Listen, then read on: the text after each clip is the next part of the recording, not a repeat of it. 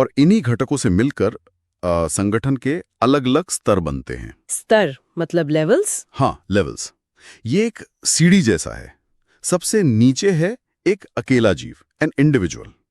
जब एक ही प्रजाति के कई जीव एक जगह रहते हैं तो वो एक जनसंख्या यानी पॉपुलेशन बनाते हैं। जैसे एक जंगल में सारे हिरन? बिल्कुल।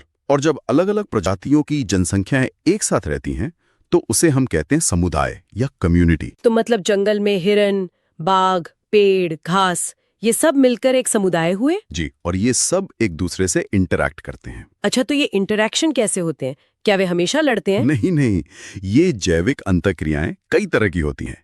यही तो संतुलन बनाती हैं।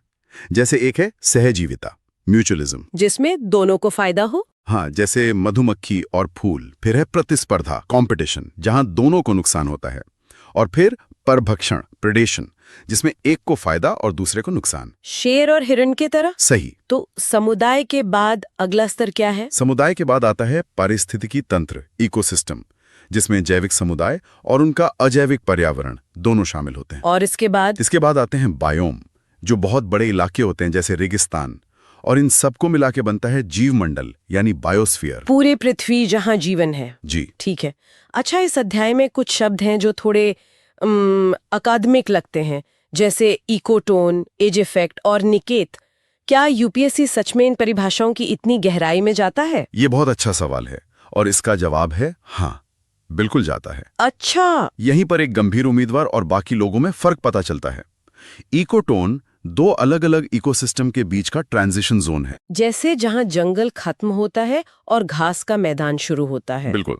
और एज इफेक्ट का मतलब है कि इस इकोटोन में प्रजातियों की विविधता अक्सर दोनों तरफ से ज्यादा होती है। और निकेत, नीश, ये तो अक्सर आवास यानी हैबिटेट के साथ कंफ्यूज किया जाता है। हाँ, और यूपीएससी को यही कंफ्यूजन पसंद है। अच्छा। इसे ऐसे समझिए, अगर आवास किसी जीव के घर का पता है, एड्रेस, तो निकेत उसका पेशा है, उसका जॉब प्रोफाइल। आवास बस ये बताता है कि वो रहता कहाँ है, पर निकेत ये बताता है कि वो उस समुदाय में करता क्या है, क्या खाता है, उसे कौन खाता है, पर्यावरण पर उसका क्या असर है। ये तो बहुत व्यापक है। बिल्कुल। और इसका सबूत हमारे पास है। 2013 का एक सवाल है। सवाल सीधा था कि कौन सा शब्द न केवल भौतिक स्थान बल्कि इस समुदाय में जीव की कार्यात्मक भूमिका का भी वर्णन करता है। और विकल्पों में इकोटोन, पारिस्थितिक निकेत, आवास सब थे। देखिए, ये यूपीएससी का क्लासिक पैटर्न है। दो मिलते जुलते शब्दों के बीच का बारीक अंतर। सवाल में कार्यात्मक भूमिका शब्द ही वो चाबी है जो पारिस्थितिक निकेत को सही जवाब बनाती है। सही बात है। ये रटने का नहीं बल्कि समझने का टेस्ट है। ठीक है, तो हमने ये समझ लिया कि एक इकोसिस्टम बनता कैसे है, पर ये